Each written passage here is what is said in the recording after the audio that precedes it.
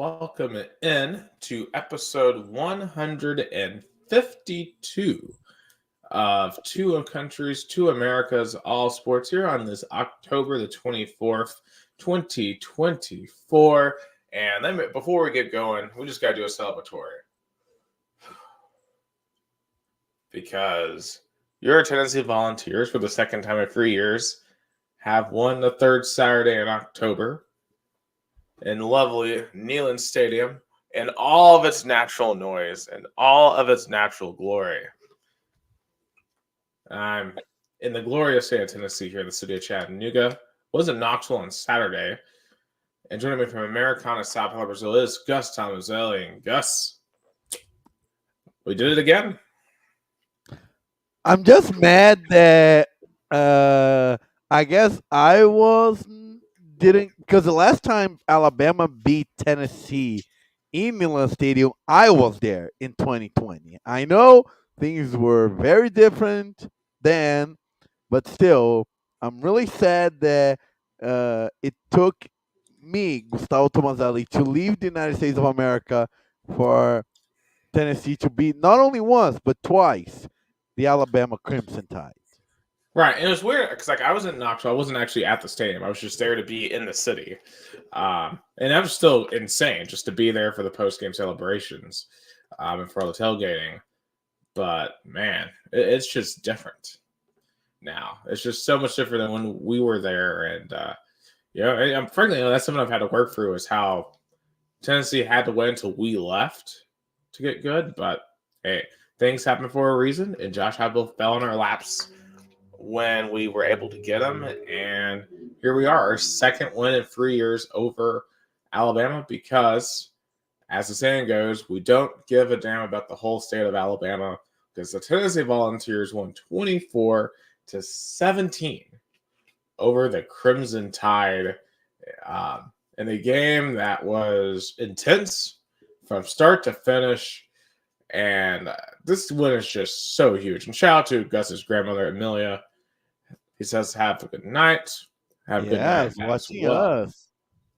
Yeah.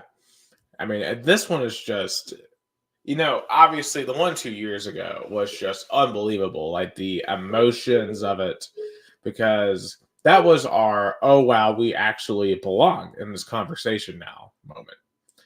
Now, heading into this game, I knew this would be like a 50-50 a game. And to come out on the right side of it in a game where we didn't score in the first half and had to make all kinds of defensive plays to win it, it was awesome. And I'm so proud of this team for the way they kept on fighting through adversity. I'm proud of the crowd for staying in it. And here we are.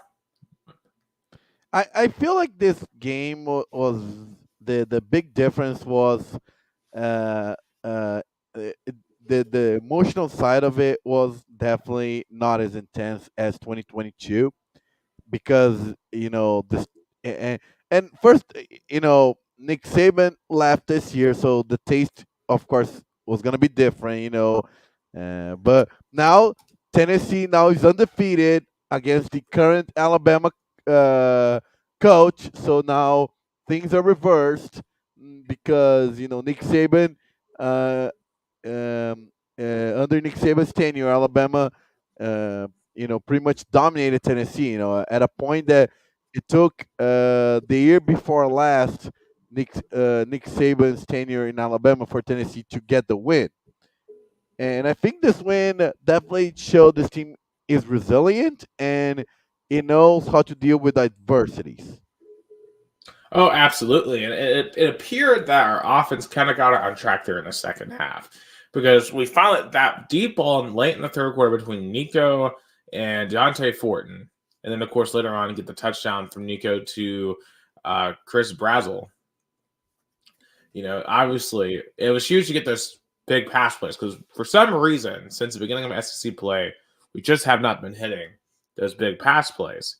The one thing we have had is the rushing attack. And Dylan Sampson, of course, had another masterful performance. Once again, I will reiterate, Dylan Sampson should be in the Heisman conversation. I don't think he should be the Heisman front runner. He belongs in the conversation. He literally has 17 touchdowns right now. I mean, he leads everyone in the country at touchdowns. I mean, he deserves to be in that conversation. Um, but really, the star of the show here is the defense. I mean, the way they got after Jalen Milroe, because Jalen Milroe is a projected NFL quarterback. We have seen what that offense can do. They threw up 30 points and a half against Georgia, and they were shook the entire game. You could tell the crowd noise was getting to them. They literally weren't able to get snaps off in there because it was so loud. And this is really where you have to question Kalen DeBoer. And we're going to have to talk a lot about Kalen DeBoer because there are some Bama fans who are already done with him, who want him gone. And it's going to be a tough, sobering reality right now for Alabama fans because they are realizing that they no longer have Nick Saban. And there's only one Nick Saban. And now you have a coach that's just like the rest of them. And now you have a team that's just like the rest of them. You are no longer the dynasty. And some of the stuff Bama is doing out there, like they're not running the ball. Why did Jalen Milroe throw 45 times in this game? I mean, that doesn't make any sense, particularly when you have the talent at running back that Alabama does. They weren't running the ball. Then some of the silly stuff you've seen on like that 4th and 1 in the second quarter, where Ryan Williams and I think it's Kendrick Law, the two receivers, they're doing jump shots on 4th and 1 instead of like blocking. I mean, it's just really weird, silly stuff that they're doing. And then they're just undisciplined. They had 15 penalties. Remember last week, Gus, I posed this scenario. Are they going to be closer to 0 penalties or closer to 17 penalties? If they're closer to 17, the Tennessee has a really good shot of winning this game. They were at, I believe it was 15 on the game, at 15 penalties for 115 yards in this game. And they were closer to 17, and they lost because they were undisciplined, including that critical PI penalty. You know, Boo Carter, shout to him. He got in the head of Kendrick Law in this game, and Kendrick Law lost it. I was very happy how good Bucardo performed, especially how we had a good encounter in Orlando, Florida. He was very nice to me. So every time a player is nice to me, I root for him, especially if he's in my team. So definitely a great performance. Shout out to my mom, Jeanette Tomazeli, and my great friend Gustavo Barbudo here in Americana. His team Corinthians is playing right now in Itaquera, where the Eagles and the Packers played. Corinthians 2-1 in the first leg of the semifinals, the Sulamericana semifinals. But back to Tennessee Alabama game. It felt like Tennessee learned a lot from the past games, especially the Arkansas loss and the Florida overtime win. I feel like this team kind of learned a lot of the things that they did wrong. Absolutely. Like in terms of clock management, game management, they've handled that way better. Because remember, I was very hard on hype off the Arkansas game because I felt like we just totally mismanaged that entire fourth quarter, which led to Arkansas winning that game. The last two games have been much better managed, and that's led to Tennessee wins. So, I mean, it's just nuts. Just really thinking about how. I mean, should you imagine, Gus, that we would outrush Alabama 214-75 at any point during the Nick Saban years? No way. Especially in the beginning of his era, where the running game was the key to his offense. Yeah, I mean, and like if you look at, I mean, they ran the ball 34 times. Their average was 2.2 yards of carry. For Alabama, that's not going to get you anywhere that Alabama expects to be. And you got to give credit to Tennessee's defense. Tennessee's defense, it has not given up more than 20 points in any game this year. That no one has gotten to 20 on this defense. That is remarkable. I mean, this defense is championship level. And now for the Vols, it's just all about can the offense execute at a higher level that we've seen, on a level that we saw in that second half. Because if they can, there's very few teams who are able to beat Tennessee when the offense is going. I mean, you saw everything that had to happen for Arkansas to beat us. and the offense had to have just a historically bad game for the Vols to lose that one. Yeah, definitely. But we have to ask the question again. Like in 2022, Tennessee had a great win over Alabama and Florida at home. But do you think that Arkansas loss is gonna be kind of like the South Carolina loss and kind of the decisive factor in terms of seeding? I don't think if Well, I Tennessee. mean, seeding, sure. Like we're probably it's going to be a lot harder for us to make a conference title or get one of the top 4 seeds or get a home field advantage because you'll probably are going to have to run the table and beat Georgia and Athens, which is a going to be a very tall task. But you have more room for error. I'll tell you what, the game that I feel like has that South Carolina potential is Vandy at the end of the year. That's the one where, let's say, we beat Kentucky, beat Miss State, lose to Georgia, beat UTEP. Would be 9-2 heading into the Vanderbilt game, where very likely that game decides your fate for the playoffs. It's a very realistic scenario. Yeah, and the way Vandy has been playing, beating Alabama, Kentucky, I definitely is a game to watch out for. And just Hassan has tied the game in Itaquera 2-2. Yeah. But Also, Vikings Rams tied at halftime 14-14 as well. But but anyway, go ahead. go ahead. So I guess the question is, do we think the playoffs for the Vols are certainty now? Do we feel confident that the Vols are in?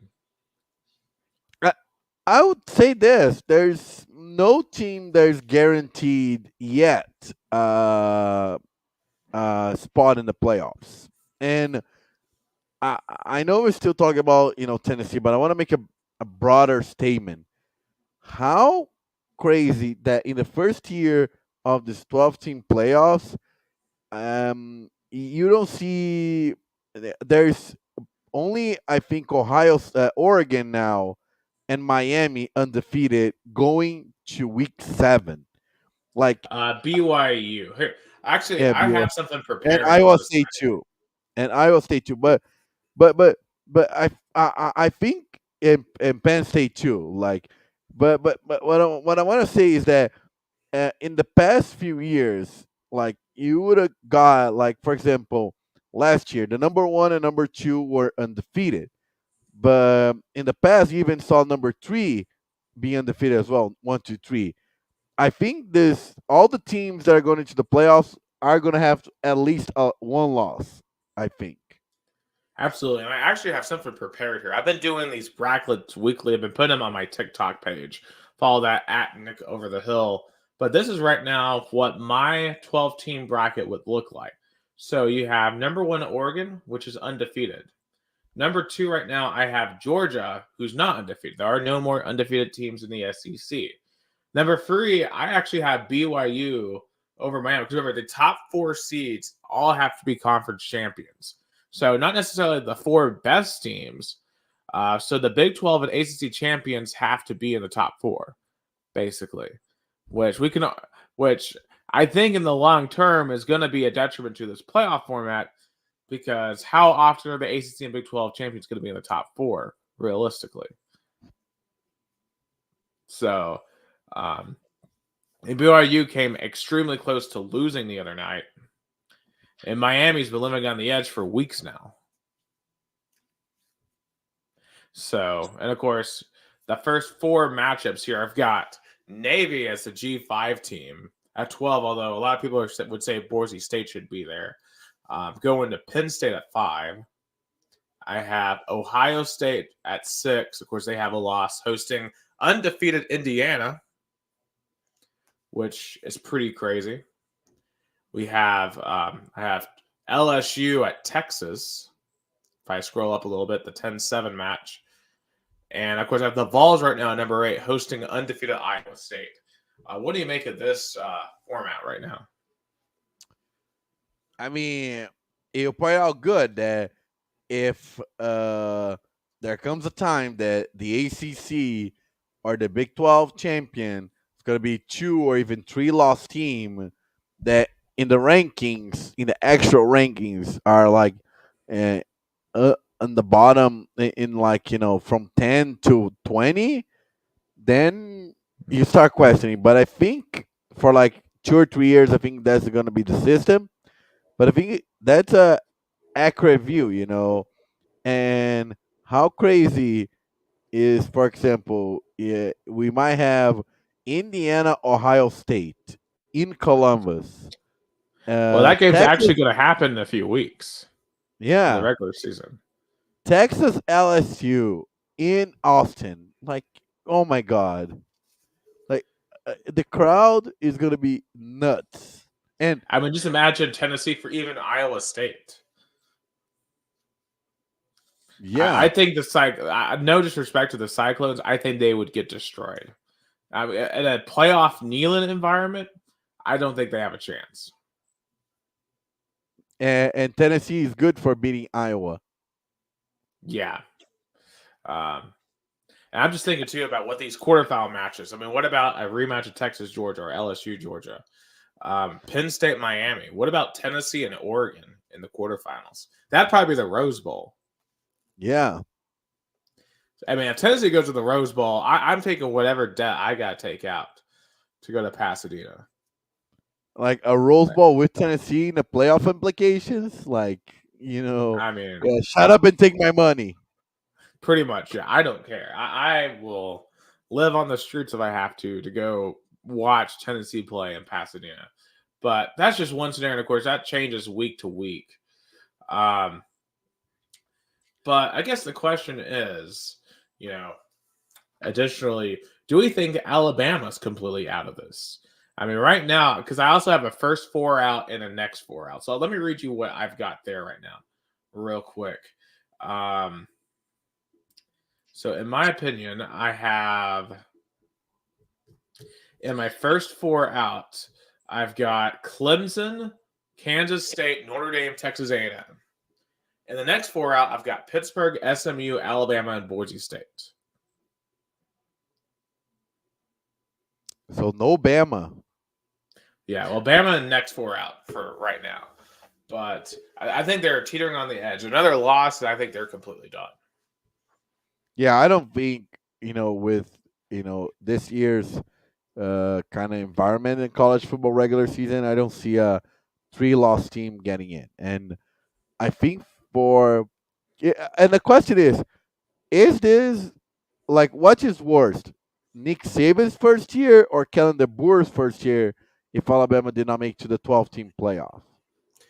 I think right now it's going to be worse for DeBoer because Nick Saban was inheriting a not great Alabama team when he came in. He had a bit of a grace period and got them to an undefeated regular season in year two. Kalen DeBoer inherited a playoff team in the four-team playoff era that still was returning their quarterback. And the discipline is what gets me. Like, why is Alabama all of a sudden so undisciplined? Why are they doing silly stuff on the field? This is not Alabama football. This is not what we've come to expect from Alabama, which I'm not complaining about. I want them to disintegrate and fall apart.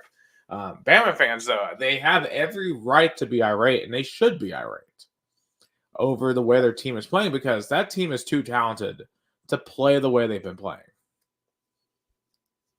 Oh yeah, I think if Alabama did not make to the playoff, it will be one of the biggest like underachieving college football teams ever.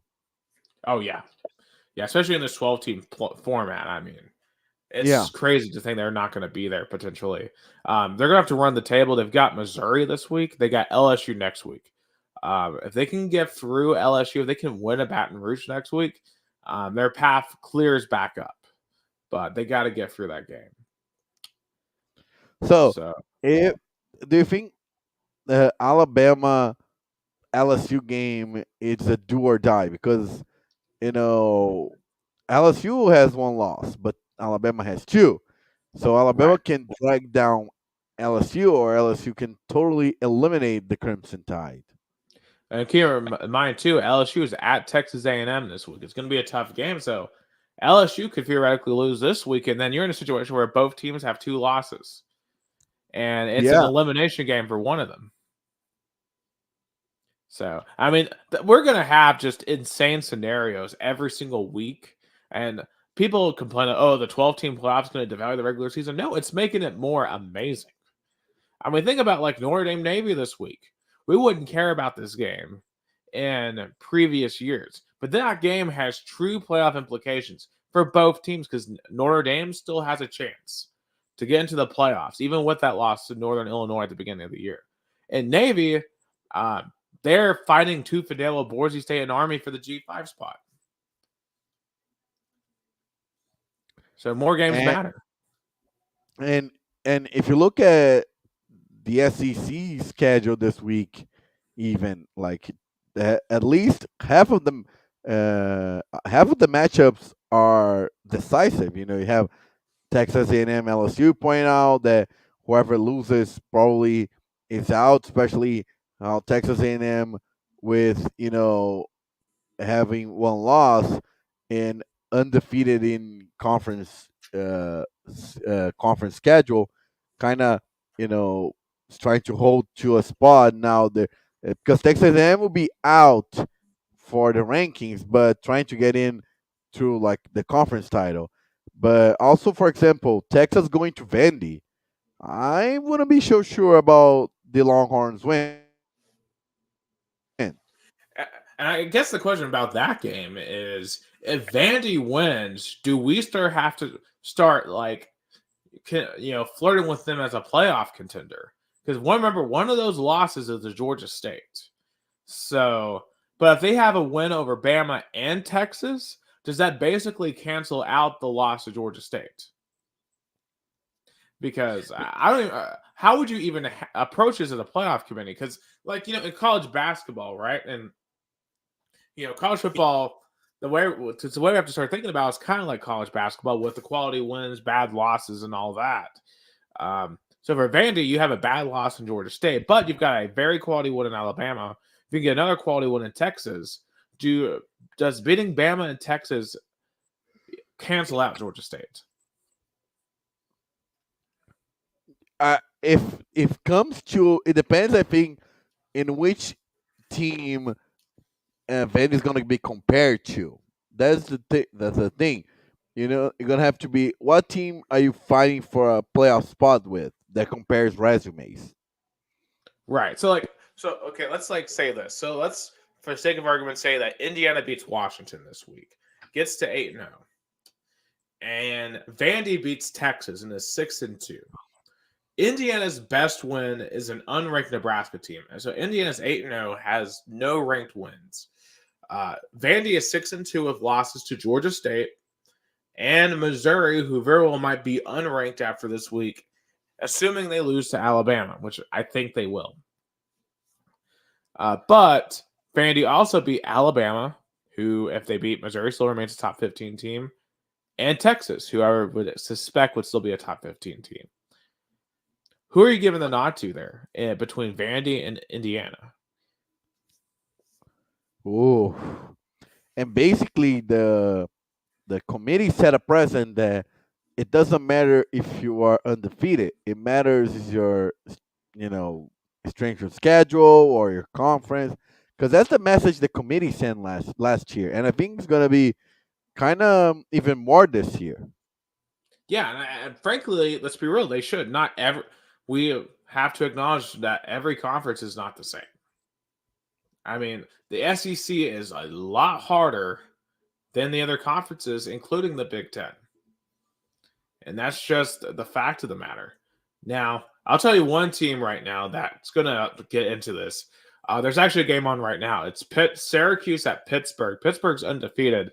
The Pitt Panthers are up 31-6 in the third quarter of this game. Syracuse has thrown 3 pick sixes in this game, which is just absolutely crazy. Kyle McCord just having a horrible night in Ashacure Stadium. But Pittsburgh's about to go to 7-0. And their best win would be, well, Syracuse tonight. So, a team like Pittsburgh, what do we make of them? They still got games against SMU, who has one loss. They've got a game against Clemson, who has one loss. Can a because we saw last year an undefeated ACC team did not make it into the 14 playoff in Florida State. What's That the rope for an ACC at large team? because that's not going to be the case. There will be an ACC team. The matter is only one, or there's going to be others. Right, because right now we have there's 4 teams right now that are in consideration for the ACC. You have undefeated Miami, whose best win is an unranked Florida team on the road. Let's just call it spade a spade. That's what their best win is. And they've not looked impressive in a lot of games. You have Clemson, who the only time they've played a good team this year is Georgia, got absolutely demolished. Now, they've won every game since then, but their best win since then is Virginia. Not a great schedule if you look at what Clemson has played. SMU only has one loss to BYU right now, who's a top 10 team. Their best win is Louisville on the road. And then Pittsburgh right now is probably putting out probably their best performance right now as we speak against Syracuse. I mean, how many of those teams, obviously one of those teams has got to make it by virtue of winning the championship game in Charlotte. Can a second team get in from those 4? That's what the interesting conversation will be. Because it all depends on how the committee evaluates now strength of schedule, or even like outside factors, like if your quarterback gets hurt. Right, like Miami, like they better hope Cam Ward stays healthy. Or otherwise, as we saw last year, they will get punished. Because SMU doesn't really have any quality ones left. Probably the best game on Clemson's schedule, of course, they got to go to Pittsburgh. So that'll be a quality game for Clemson. Additionally, they have the game with Inter against South Carolina, who we just saw destroyed Oklahoma. So I think that's increasingly becoming a potential quality game for Clemson. So, yeah, I mean, it's really interesting. I love diving into the potential here. I feel like I've spun us back around because we still really haven't finished up the Tennessee-Bama thing. Because there was one more thing I really wanted to talk about on Tennessee-Bama, and this is whole controversy on is the noise in Neyland Stadium piped in? Because Alabama's radio announcer, Chris Stewart, claimed on the radio broadcast that it is, that Neyland is not as loud as it appears, and there's been an ongoing controversy, which obviously is hogwash. I mean, when Neyland Stadium is fully invested in a game, it's as loud of a stadium as anywhere in the country. First of all, you covered games at Neyland Stadium. We both did. And we know how high those press boxes are. And normally, the press boxes are not open. I don't know if the visiting radio booth, the windows get open. But normally, it's different, your Neyland experience from the press box compared to like the student section. True. And obviously, when we were there, 1, the team was not as good, and 2, I did all my coverage during the COVID year, so it wasn't loud because there wasn't people there. But right now, obviously, it's way different, and I just think it makes you sound snivelly, and it makes you sound whiny to complain about like, oh, they're piping in noise. I mean, Neyland doesn't need to pipe in noise. What are you talking about? Then you try to clarify today, say, no, well, they got speakers on the field. Yeah, well, how else are they going to play music? You can't play music without speakers. Yeah, like every team in college football does it. I saw it when I went to Bryant-Denny Stadium. They have piped in too. Yeah, and for pound, Neyland is way louder than Bryant-Denny. I'm sorry. I know they can get loud in Tuscaloosa too, but Knoxville gets way more passionate. That's just calling a spade there. Yeah, but still, like the Alabama radio network does. Hopefully, Tennessee can do the same. Like I wish you could see Bob Castling broadcasting the radio game, the play-by-play, like for example, Alabama has it. I think that's why the clip went viral. It was because Alabama Radio Network provides something that is kind of, at least here in Brazil, it's basically a norm for radio stations to do, which is you have in stadium or in studio, you go live on Facebook or YouTube, not showing the game because those have rights, but showing the booth, showing the studio, and that's something I think in America needs to be more catch on to. I that's why I have to praise Alabama because they are on like at least a little bit on the edge compared to the Tennessee Radio Network. Now I hate that. I kind of wish almost that we were in college now because we could have like totally like maybe step back. Wait, what if we did something during the games? Yeah, that's what because here in Brazil there's no radio like radio licensing. There's no radio broadcasting rights. So any radio station can broadcast any soccer game here, at least in Brazilian soccer. That's the another thing is in America. Like one time ago, I wasn't allowed to cover, for example, Atlanta Braves games anymore because I did my radio show before the MLB games. So that's why I think America's a little bit different. That's why I'm kind of keeping on to the official radio kind of people. Like for example, the Alabama Crimson Tide, they have the radio network and they do their broadcasting. But one thing I don't like they don't have is the score. Why they don't put the score on the screen? So at least if you tune in, you know how the game is. Like here in Right. Brazil, every radio. I guess they assume anyone who's watching the Facebook live stream is probably watching the game. Is what they're assuming. Yeah, that's fair, but you have to assume there are a lot of people who tune in there. It's like, oh, I don't have cable, or I am somewhere that I don't have a TV, or I don't know, like I needed to know the result, and I'm on Facebook. Like, sometimes you have to assume all kinds of people Right. are And watching. I guess in their mind, right, they're thinking of like radio. I think like normally people are driving, they're not looking at a phone, so that's probably what they're thinking of. It's just they don't think like you guys, where you think of it from a visual and audio medium. A lot of people just are stuck to the visual or the audio medium here in America, and there's not a lot of Yeah, cross trained. that's why it always kind of annoyed me that America has more funding, has a better financial stability for radio stations. I'm not saying it's great. I know there's a lot of radio stations that are struggling, but compared to Brazil and even like those kind of networks that the teams has they only have themselves. It's like a monopoly. You don't have on the radio. There like you can if like there you can't go as any radio station go and broadcast game. There's only Tennessee or Alabama like the official one. So since then you have I will assume you have to go a little bit kind of a better way to provide that kind of broadcasting because the 21st century way more visual like I mean Bob Cassidy does a great broadcasting job and like his part is great.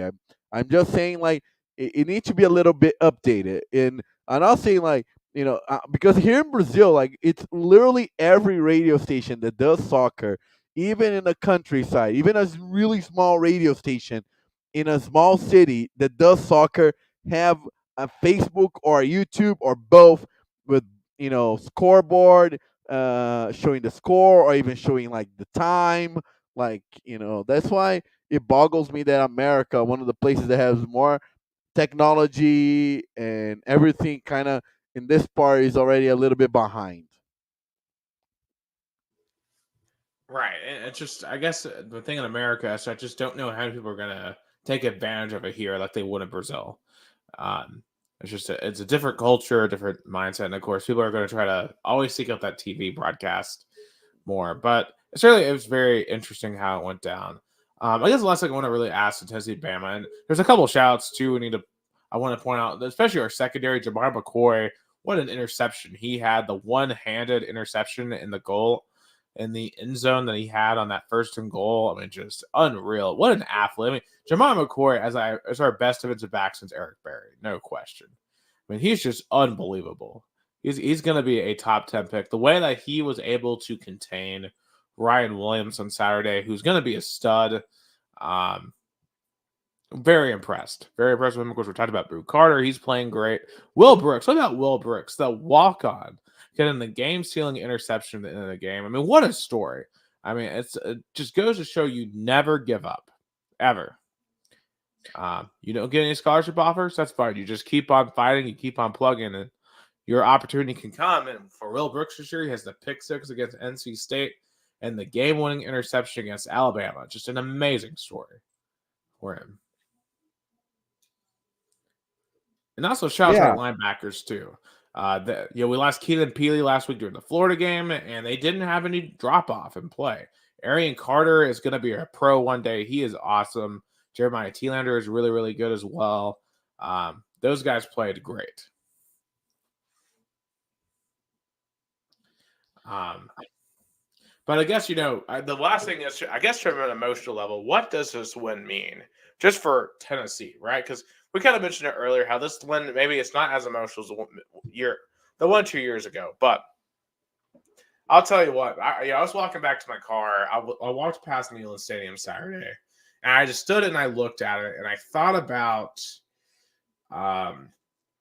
all the pain and the suffering over the years, right? Like all of the heartbreak, and to think about where we've come. And I don't know where this team is going to go. I don't know what the final destination of the 2024 Tennessee Vols, or even the final destination of the Josh Heupel era, is going to go. I don't know if he's going to win a national championship. I don't know if he's going to beat Georgia ever or win the SEC. But the fact we've gotten to this point is just awesome. And, I'm grateful that the Vols have made it to this point. And even if they didn't do it when we were in school, I'm just glad that they finally got their act together and that we are a top 10 team and back to where this football program should be. And whoever, Chris, I understand every coach, will get some criticism. I'm not saying that Josh Heupel is perfect. There's no perfect coach. There's always going to be a flawed game, or some play that's not going to work. But I think that Josh Heupel's here to stay, because his tenure as Tennessee, is mind blowing. Like, Tennessee played Florida and Alabama from 2007 to 2021 and only got one win over Florida in 2016. In this Josh Heupel era, we got 4. Yeah. I mean, it's just insane to put it like that. And we just beat Florida and Alabama in back-to-back weeks without scoring a single point in the first half either time. I mean, that if you had told me that before the year, I would have thought that was impossible. But all things, I guess, are possible. And I guess, go ahead. No, I was going to say, and Jalen Milroe definitely regressed from last year. He did. I wonder if he's playing injured. And I also think that the scheme isn't working because, they're saying that perhaps he's electing to pass too much in RPOs, but they need to be running the ball more, for sure, to take some pressure off of Milroe, because Milroe is not at his best when he's running 45 times a game, and they're not running him. Like, Milroe is an athlete. He is super fast when he runs. They weren't running him on Saturday, though, and that Bama's just not going to win playing like that. So, in any case, shout out to the Vols, shout out to Josh Heupel.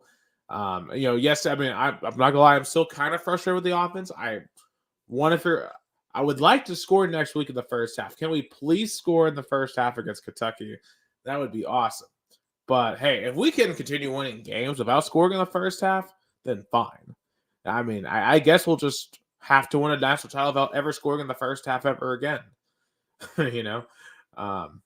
I don't think that's sustainable. You got to start scoring in the first half. But I think this team will start scoring in the first half, and they'll figure out a way to do so.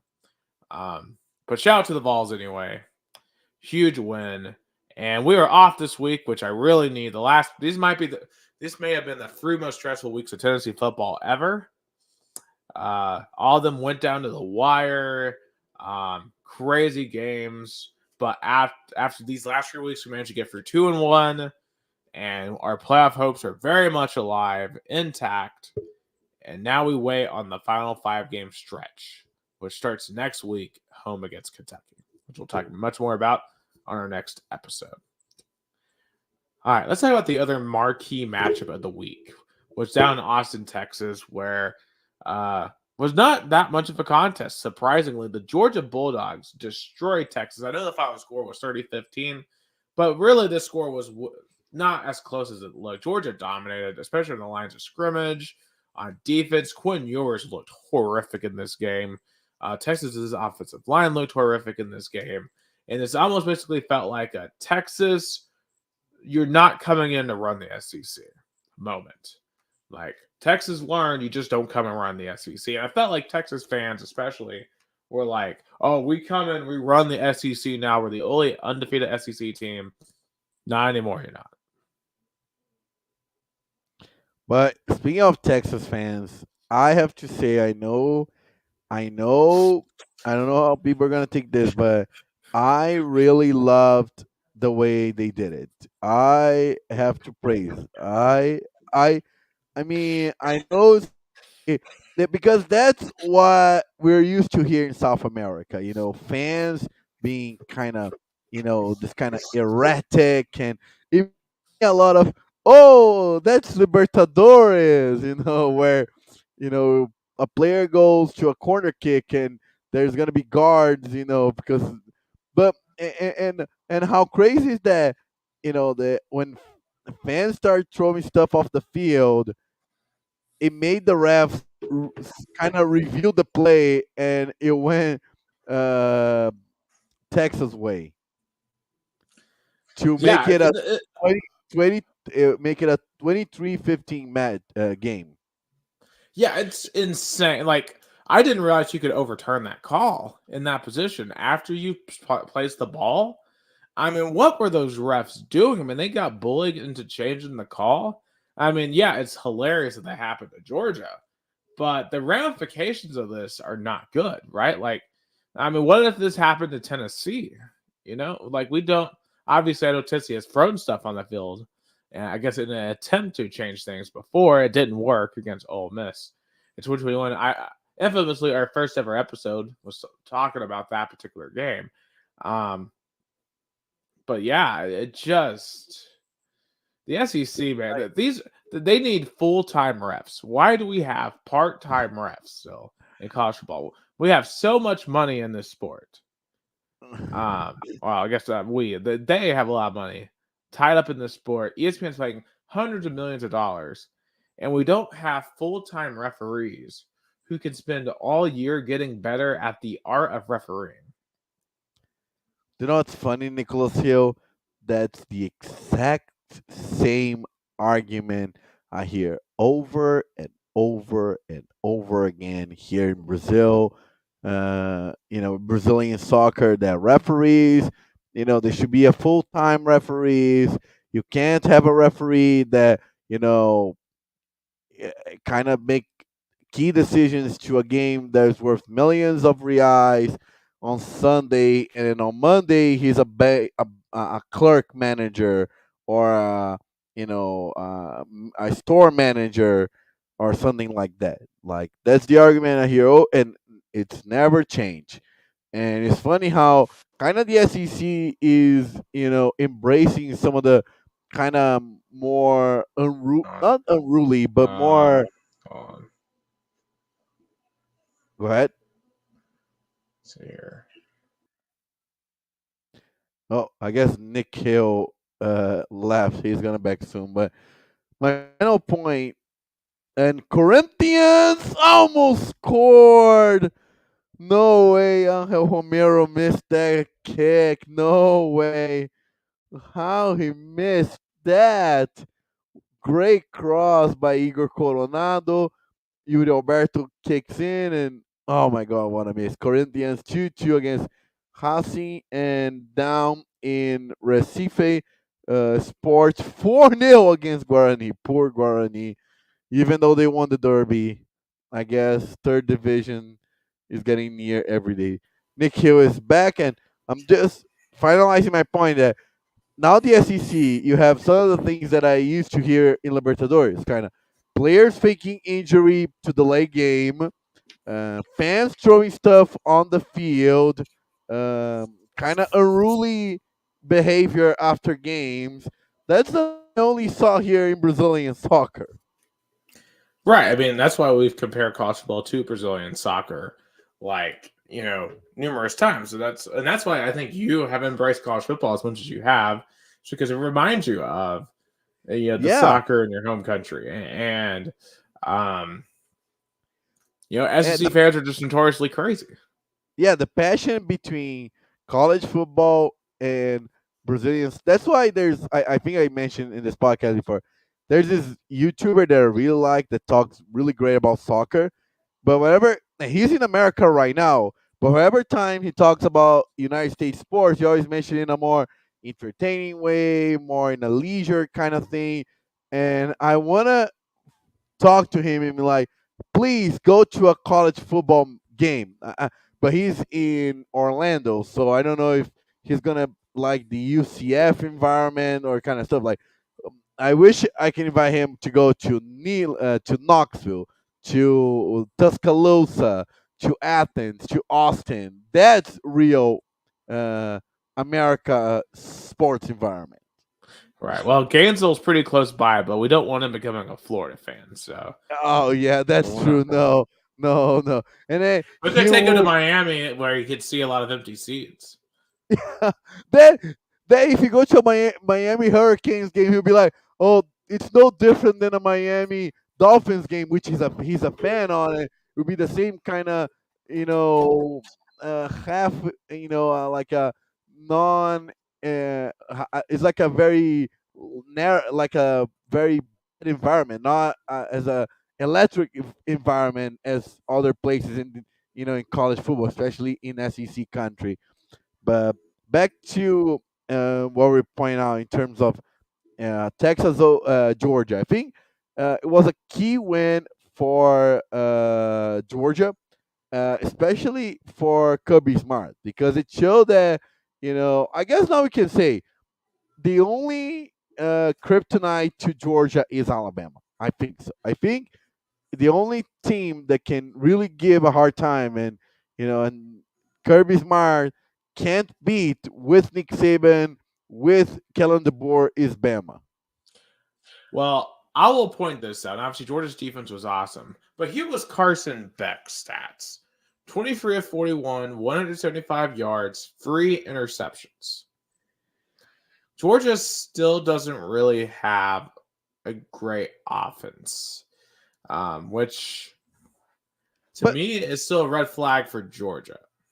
but they won national titles with Stetson Bennett, which I don't think any NFL team even closely thought about drafting or even making it into the final roster. Right. Well, he's on the Rams, but um, you're right about that. They did win two with Stetson Bennett, but I still think this Georgia team is not as invincible as the teams of yesteryear. Um, now clearly they're still really good. They're still national title good.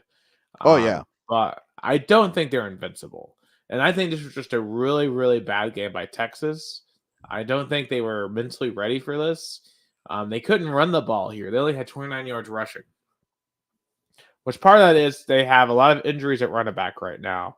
And then also, Texas has got to figure out the quarterback situation because there at one point Sark pulled yours for Arch Manning and then went I think it back was to in the Quinn yours. second quarter. Second quarter, like that second quarter was crazy. Like and then and then on third quarter, then Quinn Ewers get back. Like Steve Sarkisian, clearly he was very lost in the first half. Yeah, like he was put in a he was seeing ghost out there. Um, at one point, like with 4 minutes left, they had like 15 total yards of offense. It was just super weird. Like Texas is way too talented to be playing like that. So you just have to wonder though. I feel like if these two played again, that would not be the way the game that would go. I still think Texas is really good, but they clearly got humbled, which maybe is the best thing that could happen to Texas, is to get humbled like this and realize that, okay, we still have a lot to work on as a team. And don't forget what I said last week. Texas really hasn't beaten anybody. Like they beat Michigan on the road, but we've come to find out that Michigan is not good. They beat Oklahoma, who we've come to know is not good either. They haven't beaten anyone good. I mean, Vanderbilt's their second toughest game of the year so far this week. Imagine saying that at the beginning of the year. Vandy being ranked, that's crazy. And definitely, as I pointed out early, I think Vandy can give a lot of trouble to Texas, but I think, you know, I don't see Vandy beating the Longhorns. Yeah, definitely going to do game picks here in just a minute. Some other just quick reactions here. Oklahoma is in a spiral. They're spiraling into the abyss. They have fired their offensive coordinator, Seth Luttrell, after just a straight up disaster loss to South Carolina. They were down 21-0 5 minutes into the game. We're down 32-3 at halftime. I mean, this was, in all honesty, this might be the worst loss I've ever seen Oklahoma take. I mean, this was just horrifically bad for Oklahoma. I can't believe. I mean, I didn't think they'd be great coming into the SEC. I can't believe they're this bad heading into the SEC. It's crazy that this win was so shocking that there was even a one vote for South Carolina for the AP poll. Yeah, and South Carolina, frankly, has not a bad team. Remember, they should have beaten LSU. The refs took that one away from them. They took Bama down to the wire in Tuscaloosa. I mean, the only time they've looked awful this year was when they got blown up by Ole Miss. So Carolina is not a bad team, and Clemson better watch out for them at the end of the year. Carolina could 100% beat Clemson. And also Carolina hosts Texas A&M next week in Williams-Brice, and that's going to be a night game, which we can tell you from experience, night games in Columbia are terrifying. So, Texas A&M, beware of that next week. Yeah, and looking at the standings, because now we have to even more pay attention than ever with standings, is that Texas A&M and LSU are fighting to the wire, I guess, to keep the conference record intact. Because at this point, if they lose to one game, they're gonna go all the way to the bottom. Not to the bottom, but to the middle of the standings. Right, which makes their game this week an absolutely massive, massive deal. But I do want to go back to Oklahoma real quick, who's obviously on the other end of that. One, do we think Oklahoma's the worst team in the SEC? And two, No. well, they might have the worst offense in the SEC. Let me rephrase that. Their defense is decent, but that offense, I don't like. They thought Jackson Arnold was going to be the savior, and man, he has just been awful. That offensive line is atrocious. Now, granted, they have a lot of injuries. Their wide receiver core is basically a medical unit right now. But still, this is Oklahoma we're talking about. I mean, the school of Heisman quarterback after Heisman quarterback, and they just don't have it. And you just have to wonder, once upon a time, they fired a guy named Josh Heupel, who took them to a national title as a quarterback. And this is what Oklahoma looks like an offense right now? Very interesting to me. Yeah, they have the worst total points for in the SEC with 100. That's the second lowest, only ahead of Kentucky, 155 points. Kentucky has 143. I wonder where Kentucky goes to next week. Too. Yeah, that's Oh, and also coming out and think about that for Kentucky. They're coming into Neyland next week after the crowd's been insulted all week by the Alabama radio announcer, say claiming that they're not loud enough. So do you know what's crazy? Do you know what's the team who has the second lowest total points against? Tennessee. No, it's Ole Miss. Well, Ole Miss hasn't played anyone outside of a handful of teams. You know, they lost to Kentucky for no reason, which makes even less sense now. And then they lost on the road to LSU. So yeah, Ole Miss has completely screwed themselves too.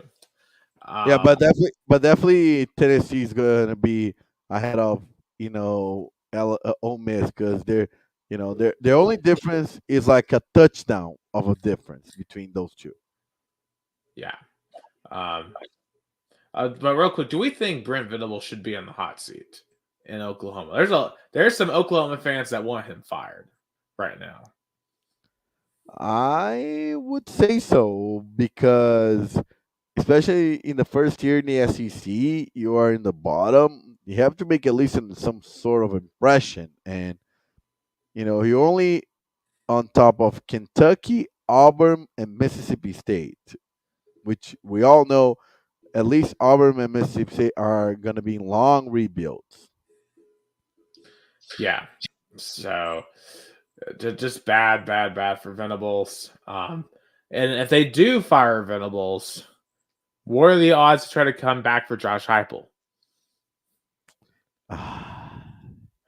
Because I really think the Heupel wouldn't consider it because he got fired there before. Yeah, if it wasn't for that, he would have a strong leaning towards because he would have remember more the glory days as a player. But now he has that sour taste of being fired, at least when he was a coordinator there. Yeah. So I'll be very interested. Now, speaking of a former Oklahoma coach, maybe if they fired Brent Venables, Oklahoma should go hire Lincoln Riley. Because Lincoln Riley himself might be on the hot seat because USC lost again. And I am getting vindicated because I said this offseason USC was going to be an awful team. And they are 3-4 now on the season.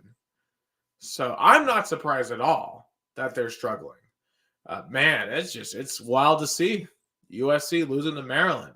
Man, you know, I wonder, how much of this is the traveling cross country. USC cannot win on the East Coast at all. Really, it would really be nice for them to maybe play teams in California, maybe Oregon, maybe Washington or Arizona. They used to beat teams from there all the time. They sure can't beat Minnesota or Maryland. Yeah, I think, and also how crazy is that? For example, uh, and Lincoln Riley in the Big Ten. That's crazy. Like how much he is not, being able to put a good team on the field with all the hype he had. Right. And think about this. He made his reputation in the Big 12 and the Pac 12. It's just Lincoln Riley just might be super, super overrated. Remember, he ran from Oklahoma when they announced they were going to the SEC, just to then get parlayed into the Big Ten. And it's a disaster. Total disaster. But I don't think Oklahoma will take him back because, you know, yeah, with all the pain that he when he left, do you think they're gonna accept with open arms? I don't think No, so. no.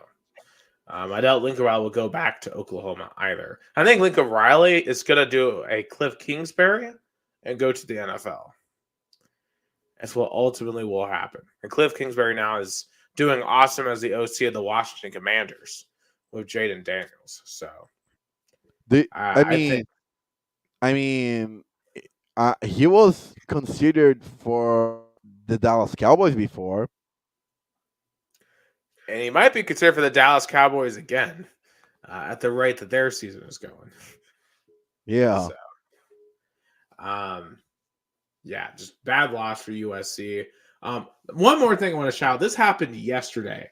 Kennesaw State, the winless Kennesaw State Owls, upset undefeated Liberty.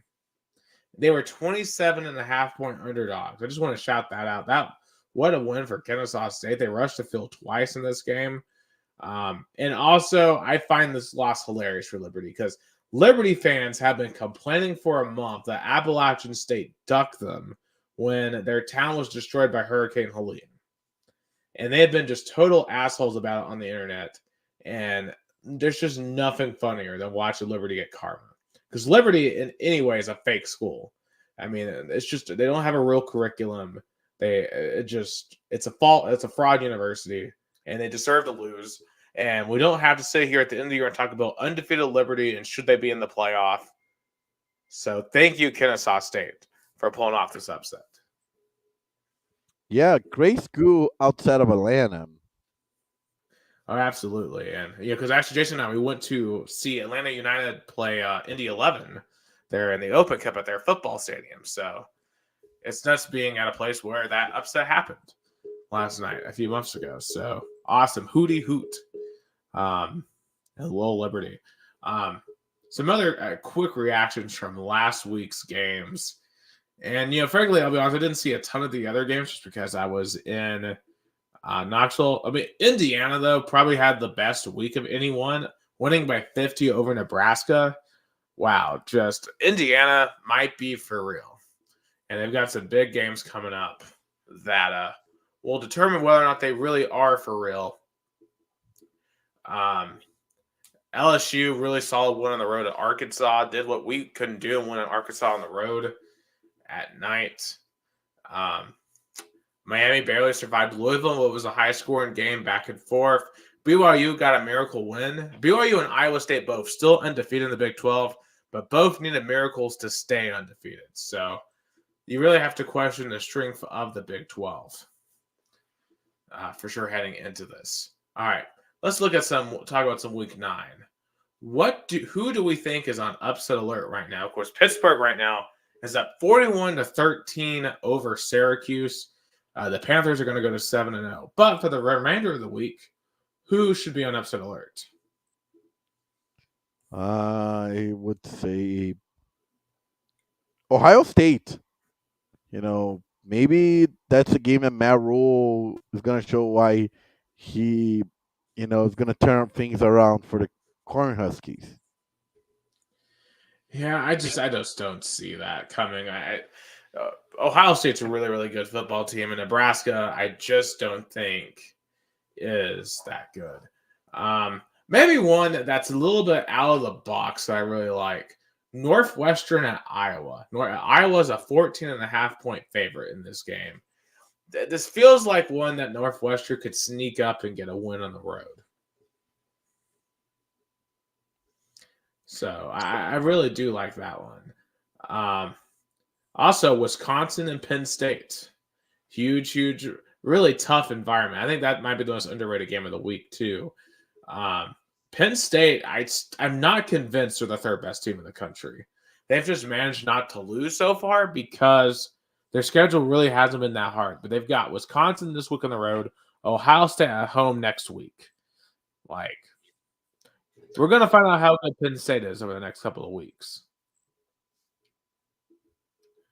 Also, another game I wanted to shout out real quick. I made reference to them a minute ago. Appalachian State hosts their first home game since Hurricane Helene this week against Georgia State. Both are 2-4, so normally you wouldn't really mention this game, but it's going to be an emotional day for the Mountaineers. So I'm going to be keeping an eye on that one just to see how they perform. I'm sure that it's going to be good for Boone, North Carolina, and those surrounding areas just to have something fun again to do for a couple of hours after what has been a month from hell for North Carolina. Yeah, I think it's going to be great to see this very good, college football program that has been give trouble to so many, programs out there to kind of get back on their feet. Absolutely. Also, probably the weirdest in terms of best bets of the week. The weirdest line, UCF, who is 3-4, is a 2-point home favorite against BYU, who's undefeated. I don't believe that for a second. I think BYU is going to win that game and therefore cover. For me, wow, it's crazy. What I don't even know, like, what is Texas A&M off in terms of spread? There's no So, spread. so that so that means that it's a pick'em game. There is no favorite in that game.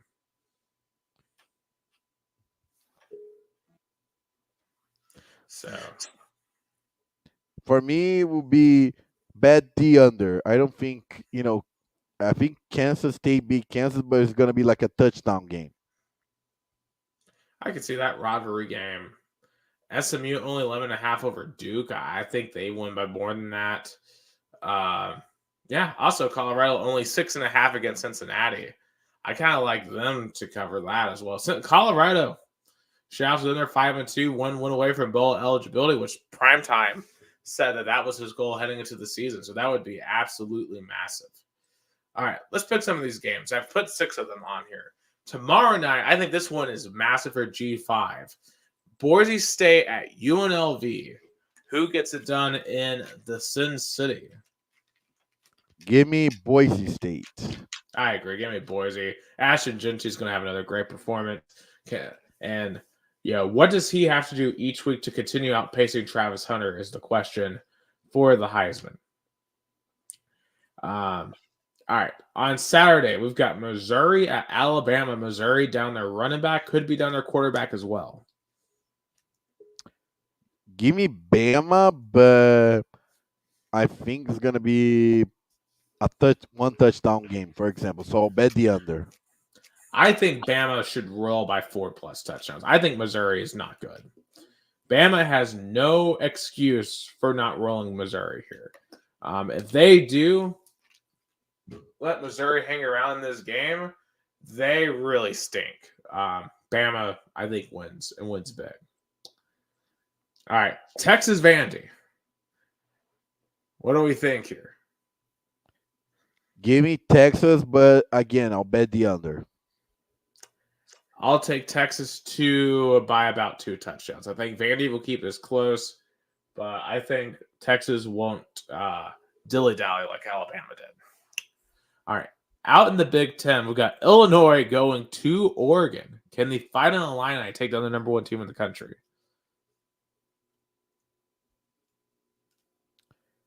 Give me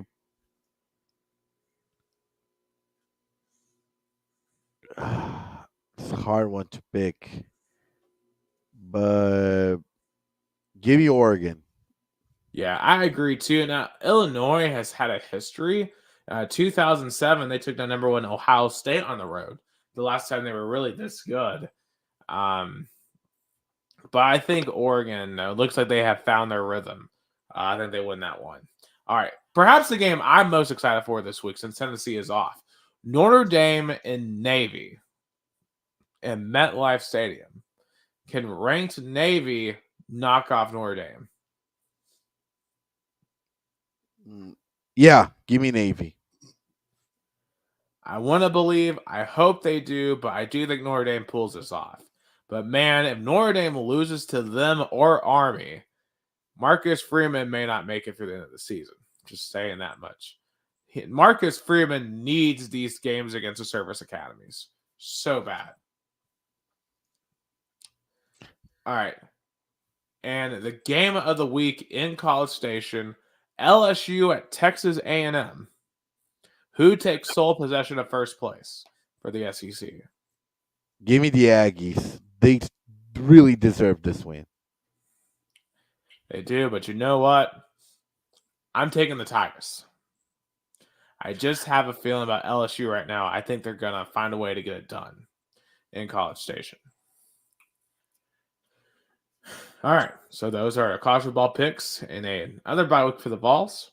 All right, let's get to some NFL games. And I do want to shout out this Thursday night game is really, really good. It's now 28-20 Rams with about 6 minutes left in the game. But first, we have some trades. And what the hell happened in that play right now? Did you saw that? Like Sam Darnold throwing all over. He almost got intercepted, and now it's a 20-21 game, fourth quarter. I think you are several minutes behind because what time is in the game right now? 12:47. Oh no, yeah, the game. There's like only 6 minutes left in the game. You are way behind. Oh my! So let me get my. So I don't know why. Let me fix that. I don't know why my broadcasting was so delayed. Yeah, because right now there's 6:17 left. We're about to come back out of the touchdown timeout. While next week is Thursday Night Football is Texans and Jets. The New York Jets. Who's a bigger garbage can right now, the New York Jets or the Tennessee Titans? Oh, that's because the Jets throw everything for you know Aaron Rodgers, and it's not been working. Definitely not been working. I just saw Stetson Bennett on the TV in a Rams uniform. So shout out Stetson Bennett, I guess. Yeah, but the Titans, yeah, we made another trade. That's not great. We had to trade away DeAndre Hopkins for a 5th round pick, 4th round, and the Chiefs won the Super Bowl. Well, it's not like we could get DeAndre Hopkins the ball anyway, given that we have no quarterback. I don't know what to tell you. I just this is a lost season. I don't know how the Rand Carthon has messed up this bad on the roster construction, but he messed up this bad on the roster construction.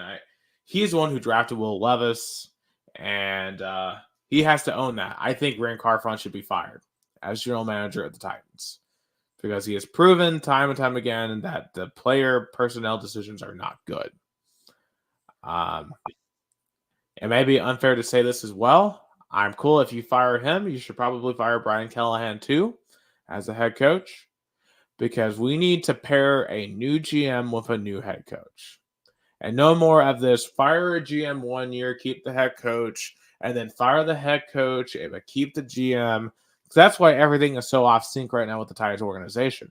There is no synchronicity because you keep on doing this yo-yo crap that results in a mixed vision and just terrible football. The Titans right now are just awful to watch. I'll be completely honest. I only watched a handful of plays against the Bills on Sunday. That's all I could take. I can't take watching the Titans right now. They are horrifically bad. And I don't know how many more games are going to win the rest of the year. They may win 2 games max. It's just an utter failure and a disaster because I expected them to be better, about like 6 to 7 wins and watchable and at least fun. This team is anything but that. And I don't know how they're going to get themselves out of this because it seems like they're going to suck for the long haul. Yeah, it's going to be a long rebuild down in Nashville. Yeah, and obviously Will Levis is not the guy. So when do you move to a new quarterback? Who's that quarterback? I'm going to be honest. I've kind of started talking myself more and more into maybe they should draft Shedeur Sanders next year. But that comes with a whole media circus. That wouldn't be fantastic, but I think Shedeur would be a better quarterback than Levis. So, I don't know. Things are not good. Especially when watching Derrick Henry tearing off massive runs with the Ravens every single week, like he used to do in Nashville. Or A.J. Brown catching touchdowns for the Eagles in his return, like he used to do with the Titans. And like we're about to see with DeAndre Hopkins killing it with Patrick Mahomes, probably. So, I don't know. I mean, maybe the true solution to all of this is Adams, Amy Strunk selling the team, but you can't really force that to happen unless you find some dirt on her. like Donald Sterling. I hope she commits something like Donald Sterling, so she is forced to sell the team, or maybe Daniel Snyder. Because look at the Washington Commanders. Look how fun they are now. Do you think Daniel Snyder would have allowed the Washington Commanders to be as fun as they are right now? No. So, um, I don't know. That seems to be the hope right now for the Titans. So, I I don't know when or if things will improve. Yeah, I think time. Probably Titans fans are maybe tuning in more for Saturday football than Sunday football. Right. And maybe finding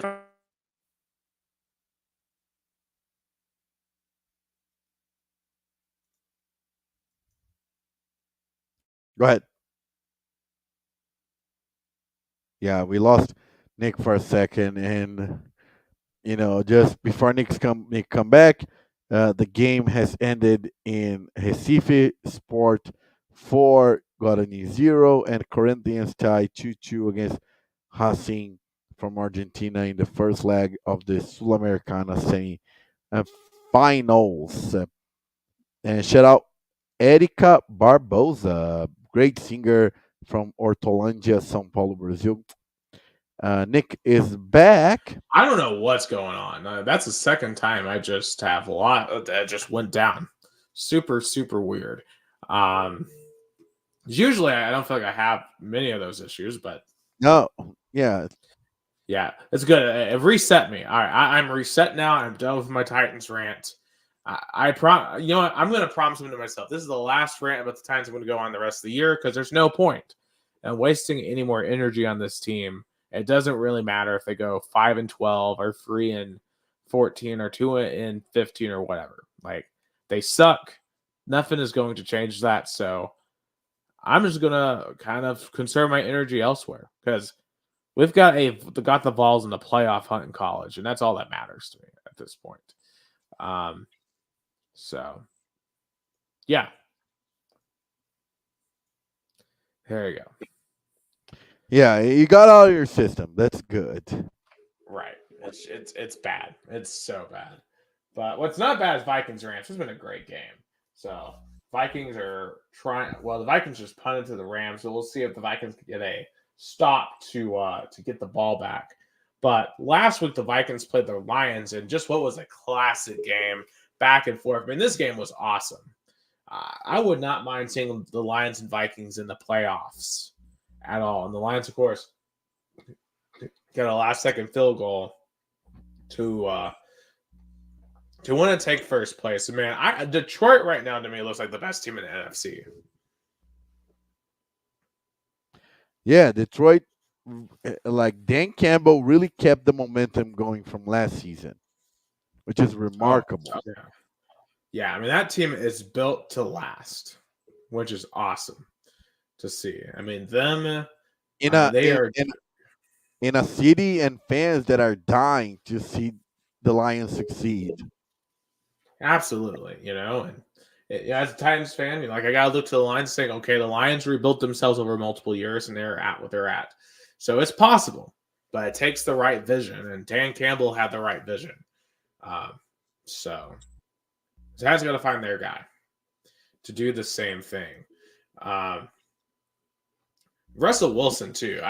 He looked really good on Sunday Night Football against the Jets, and the Steelers might be.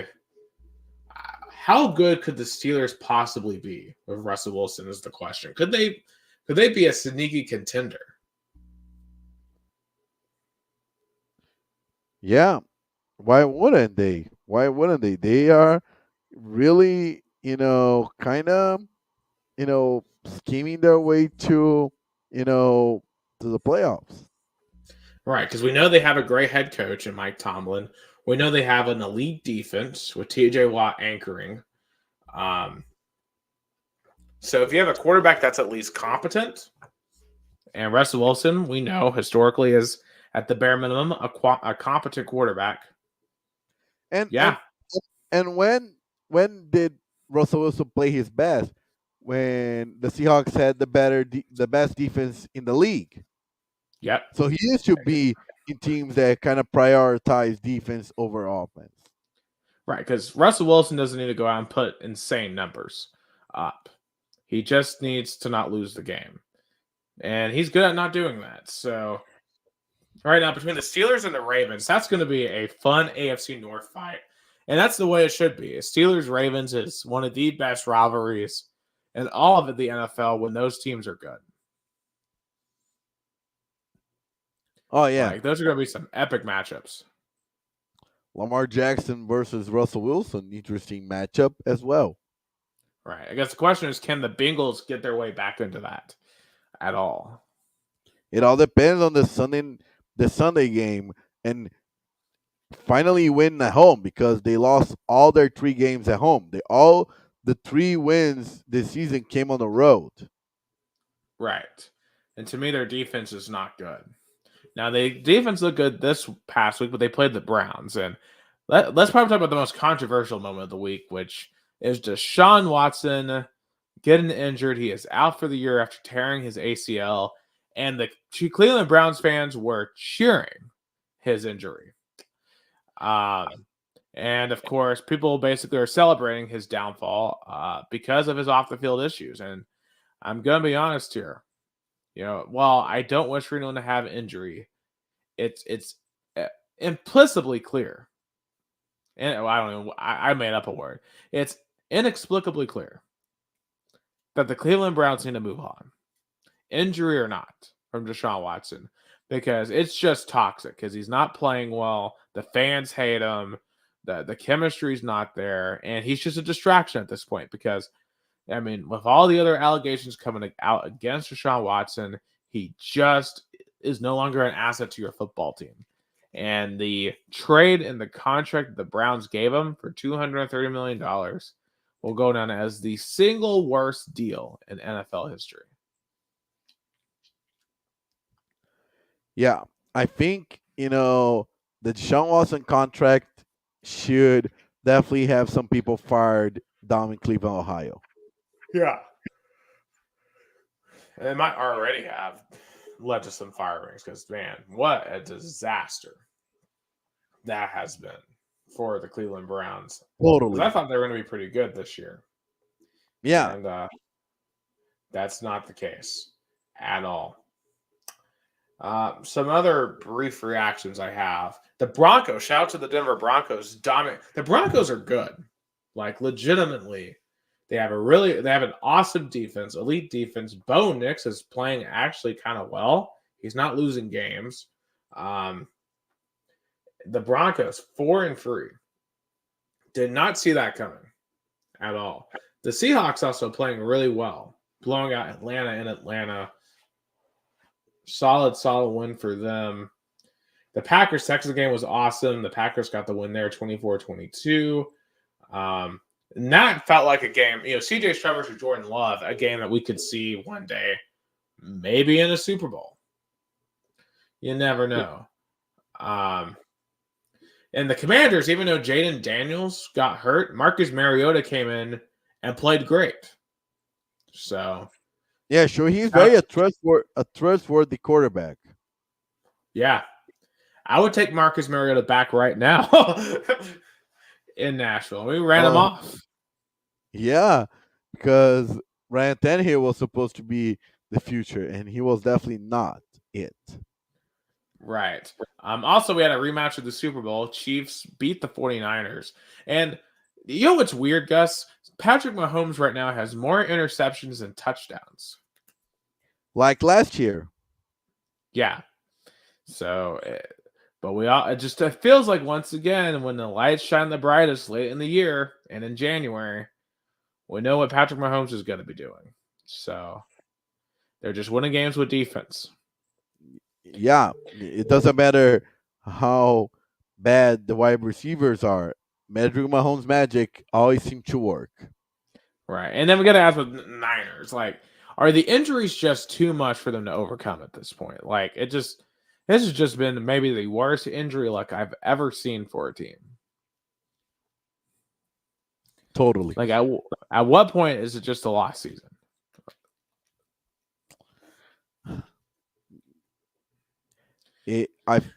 Go ahead.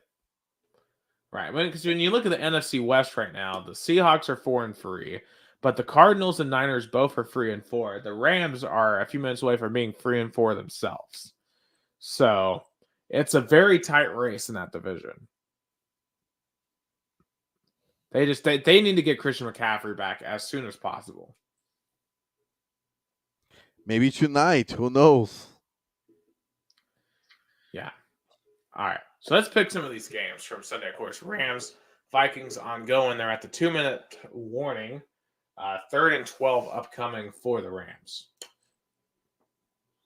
On Sunday, we have the Eagles at the Bengals. Give me Bengals. Bengals.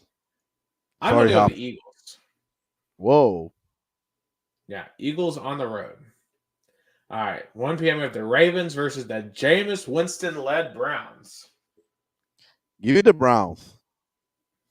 I'm going to go Ravens. Ravens are just way too better. All right, my Tennessee Titans at the Detroit Lions. Titans. I'm the Lions. At this point, I might be rooting more for the Lions, to be honest with you. I love the way they play football. Obviously, it'd be great if the Titans ball to upset, but I just don't see that happening.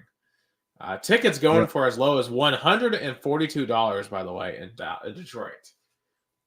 So I guess only a really crazy Tennessee Titans fan would go for this game. Like, hey, I have money to spare. Why not watch my team that has been sucking our ear on the road with a very high price seeing tickets? Yeah, by the way, the Vikings did get a stop. So Sam Darnold with no timeouts is going to have 146 left, and they're going to have to start at their own free yard line. So I might be trying to do some play-by-play here. Wow, that went out at the 2-yard line for the Minnesota Vikings here. So the game situation, 146 left. The Vikings are down 8, so they have to score and then get a 2-point conversion to send this thing to overtime at 28-28. So we'll see what they can do here. Next game up, we have the Cardinals at the Dolphins.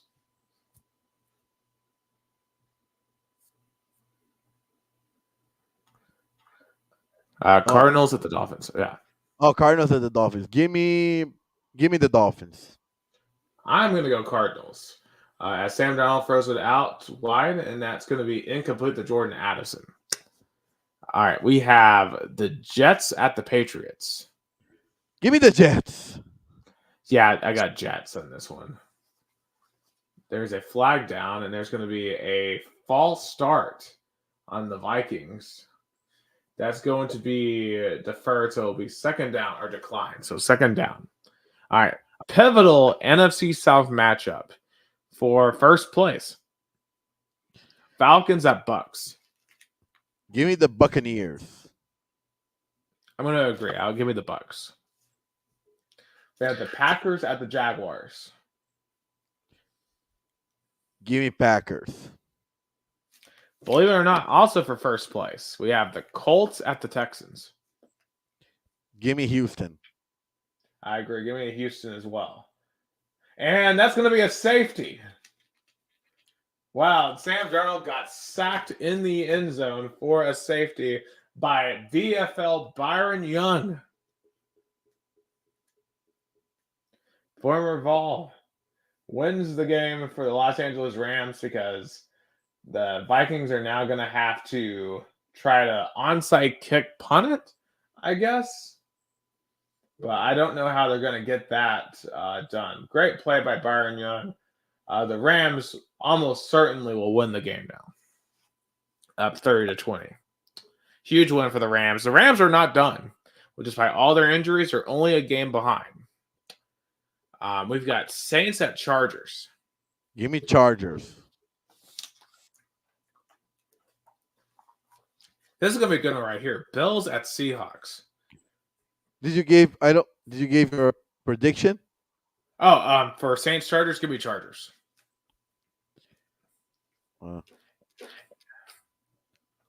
the Bills Bill traveling Seahawks. all the way to Seattle, Washington. What a long trip. Give me Seattle. I agree. Give me Seattle as well. We have rematch of Super Bowl 50, Panthers at Broncos. Give me Broncos. I agree. Broncos, man, they could be 5-3 after this week. Wow, that's impressive. We have Chiefs at Raiders. Remember, Patrick Mahomes is the Raiders' daddy. Give me the Chiefs. They're gonna keep. Yeah, like how plausible is for the Chiefs to do something not even the great 2008 New England Patriots did, which is undefeated NFL title. They'll lose somewhere. They will lose somewhere, but it won't be this week. All right. Now, this is going to be an exciting game. Now, it depends on whether Jaden Daniels is available, which is questionable. But, man, we would have the Bears at the Commanders, the top two rookie quarterbacks going at it. Who wins this one? As you said, it's still hard to predict because of the, you know, in the the unknown situation of Jaden Daniels. Give me the Bears. I agree. Give me the Bears as well. All right. Sunday Night Football. Wow. Is this one critical for both teams? Cowboys at 49ers. And how crazy is that the Cowboys won all their road games but lost all home games? So with that in mind, give me the Cowboys. I agree. Give me the Cowboys as well. I think they'll come out well here. All right. And NFL, why are we still putting the New York Giants on primetime football? They have sucked for years. Go into the Steelers. I'm good. I'm taking Steelers. Yeah, give me the Pittsburgh Steelers.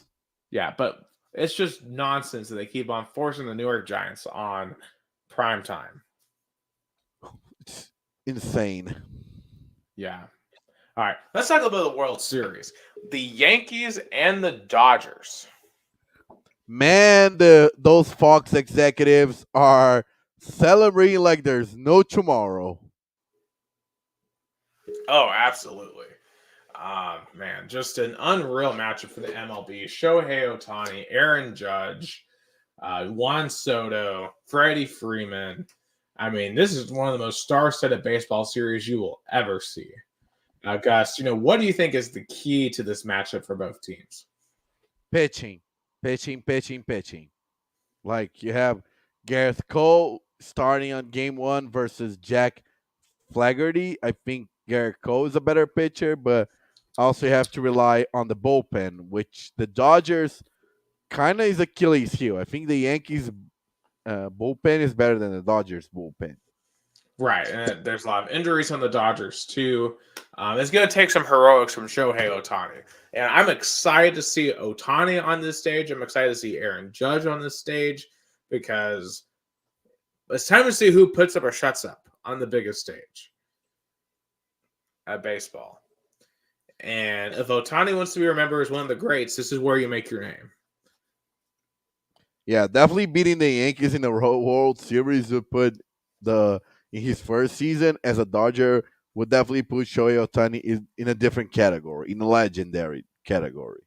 Absolutely. So, what is your pick here for this series? Yankees in 7. Yeah, I'm gonna go Yankees in 7 too. I do think this is. I think the series is great for baseball though. I mean, think about this time last year we had Rangers and Diamondbacks and no one cared, but people are actually talking about Yankees Dodgers. I mean, think about it. The Dodgers won in 2020, but you know how didn't count, and how the Yankees have been struggling for years to make to the World Series. And when the Astros were eliminated at the wild card, it felt like it finally opened up for the Yankees that their Achilles heel was out. So Yankees in 7. I think even though, by the way, not only of course we have a great World Series, but we had the playoff. The MLB playoffs have been really fun. The my New York Mets kind of Cinderella story has been great. I knew they wouldn't advance against the Dodgers. They just don't have the the roster is still not there yet. And but the Guardians put up a fight against the Yankees. So two great championship series. Absolutely. I'll take Yankees a 7 as well. All right. I also want to shout out in the WNBA. The WNBA, I think by far had their most successful season. I actually watched their finals this year. And man, the New York Liberty and the Minnesota Lynx put on a show. This thing went to overtime in the final game. Dramatics in every single game. But it was the New York Liberty behind the heroics of Sabrina Ionescu and Breanna Stewart coming out on top to get their first win in franchise history. In 5 games. So for the WNBA, I mean, hey, the sky's the limit, right? Especially whenever you finally get Caitlin Clark into a WNBA finals, especially. But imagine WNBA finals, Caitlin Clark against Angela Reese. Oh man, that's gonna be awesome. Whenever that happens. But hey, I had a triple box on it because it was like Mets, Dodgers, it was Jets, Steelers, and then it was Game 5 of the Lynx and the Liberty. I was paying the most attention to the Lynx and Liberty. Like that was the most interesting game on that television screen, which goes to show that WNBA the product has improved a lot. So just awesome. The competitiveness that this new rookie class brought up to the game was insane. Oh, absolutely! Like it's just awesome to see. So good for them, and the WNBA, I think for a long time has been a joke, but I think it's very slowly not becoming a joke, which is awesome to see. Also, this week the NBA has started. The men's NBA has started, and to me, the most interesting thing is the Lakers. Obviously, for 2 reasons. One, Bronny, with playing with his dad, and obviously our boy Dalton Connect playing. And of course, the Lakers won their first game on Tuesday night by 7 points against the Timberwolves. Oh, I gotta turn that off because I'm actually putting it on because the football game is over now, so I'm turning it over to Thunder and Nuggets. The Thunder are up by 7 at the half in Denver, but also the Celtics came out and just dominated the Knicks in the opening match, and seems to reassure themselves as the bona fide favorites to repeat. Yeah, I think the Celtics definitely are the best team in the East still. Absolutely. Of course, John Morant, he's back. He dropped 22 for the Grizzlies yesterday in a win. Although, what's funny about the Grizzlies is Zach Edey, the rookie, he fouled out in 15 minutes yesterday. See, isn't it ironic when you finally have refs that call fouls? Oh, wow. Yeah. Wow. This ain't college anymore, Zach. It's a pro basketball. Yeah, but I don't know. Like, what else are you interested to see? I think for me, how does Victor Wembanyama do in year 2 with San Antonio? Wembanyama tonight was 5 of 18 shooting, only had 17 points. So they struggled in a loss on the road at Dallas. I'm interested to see if the LeBron-Bronny duo, how does that work? If the Celtics keeps being the best team in the East, and who's going to come out in the West because it's so loaded. Right. Klay Thompson tonight, 6 of 10 shooting from 3, had 22 points. So really good debut for him with the Dallas Mavericks. So there's going to be a lot of interesting things. Although the Warriors won last night over Portland, 140-104. So, but then again, Portland is not good right now. So, anyway, we'll be keeping an eye on that for sure. Although, to be honest with you, the NBA season is just way too long. I don't really get into it really until after Christmas. So, they really need a short season. Yeah, there's the in-season tournament, which I don't know how people are going to care about in the year 2 of their existence. Absolutely. because there were two races this past week in the final American things. Joey Logano won at Las Vegas. He is on to the championship round of four. NASCAR this week is at Homestead, Miami. So there's three races left in the year, two to set up the championship race in Phoenix. And Charles Leclerc won the F1 Grand Prix at the Circuit of the Americas. And yeah, that's all I have for American sports, Gus. Looks like we have some teams that are really trying to get close to another Libertadores final. At least one of them are trying to go back to Libertadores final. Atlético Mineiro 3-0 at home against River Plate, which is ironic because Libertadores final is already set to be played at River Plate Stadium in Argentina. So, and one thing that was talked about here in the media was how Atlético Mineiro has to watch out for the refs because CONMEBOL tends to be favored, tends to be more friendly towards Argentinian teams and how they want to put River Plate playing in their stadium in the final. So, but Atletico Mineiro did not care of that. Great night for Daverson, the hero for Palmeiras in the 2021 Libertadores. He scored twice, and Atletico Mineiro has a good lead.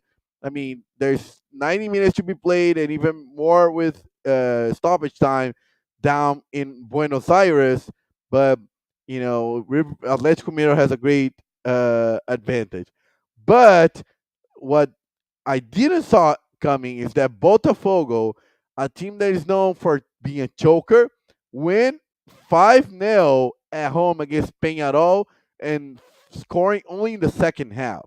So, I mean, I think they're already in the final. I mean, That they will sounds have like another team I know. Not scoring in the first half and going nuts in the second half.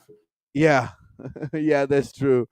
But I don't see them choking this way. I don't see them losing 5-0.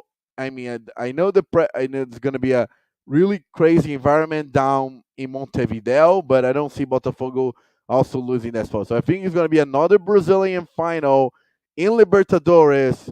For like what? Is it last year? No, but the year before we had two Brazilians, 2022, 2021, 2020. Yeah. So the fourth all Brazilian final in 5 years in Libertadores, and you know, if we count the Botafogo is practically in. The last time no Brazilians were in the Libertadores final, 2018. So how crazy is that? This dynasty, Brazilian dynasty within South American soccer, especially in Libertadores, and I think both teams are there. In Copa Sul-Americana, both Brazilians, struggle against the Argentinian uh, matchups at home. Cruzeiro and Corinthians tied. Corinthians 2-2. Great performance by Memphis Depay. Another great game he had. But Corinthians did not play well. Defense 2-2. Cruzeiro 1-1. Tied at home as well. And to finalize it, Brazilian Championship going to week 31. Botafogo only has a 1 point lead over Palmeiras. Botafogo probably going to play with the reserves on Saturday against Bragantino because or maybe one or two players are going to be preserved because they have this 5 lead over Peñarol. And Palmeiras playing the third place Fortaleza at home, which is going to be a do or die game. If Fortaleza wins, they are back in the title race. If not, if they lose, then they're out because then they're going to be 7 points behind Palmeiras. So it's going to be interesting weekend of Brazilian Championship in week 31st. Yeah, so Corinthians right now, I know they're tied right now for that last spot. So they're losing on goal differential, it looks like. Yeah. They have two less wins against Vitória. They have 7 wins. Vitória has 9. They're playing Cuiabá, which also is a tricky game because this game on the road, and Cuiabá is a do or die game as well for them because if they lose, they're practically relegated. If they win, they're going to be only 2 points behind Corinthians. Yeah, listen to that or team in 20th, that Atletico Goianiense. Edge Is Oh, they're relegated. Even their president already went to a press conference, said their planning was bad. They're thinking about 2025, and they're thinking about next season in second division. So they already kind of dropped the towel. They are completely out of the Brazilian championship, which for me is sad because you know, as a president of a club, you can't do something like that. You at least have to keep competitive. You just can't go and like, oh, we don't care about this season. Like, I know you're most likely going to be relegated, you're very close to it, but at least you have to give some sort of encouragement to the players that are playing for your team. right. It's just loser mentality. Yeah, definitely. But the relegation fight is interesting because if you like from Fluminense 11th place to Atlético Mineiro 18th place, only 5 points separate both of them. So the relegation fight is going to be insane. I think it's going to be down to the last week.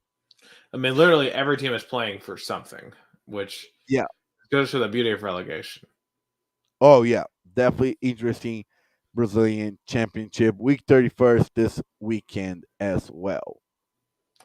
All right, yeah, but I guess that's all the time that we have tonight for this podcast tonight. Another victory party for the Vols against Yeah. Alabama, our second one. It's crazy. Our Vols have managed to break all these losing streaks while we've been doing this podcast. So let's keep on breaking some more. Maybe we can Yeah. celebrate win over Georgia soon. True, and shout out. Now we passed the 3-year mark as well. 3 years of this podcast. Yeah, Can't believe it.